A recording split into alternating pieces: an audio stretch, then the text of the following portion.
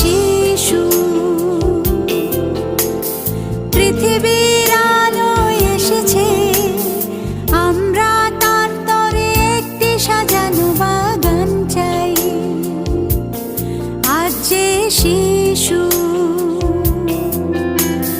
মায়ের হাসিতে ভেসেছে,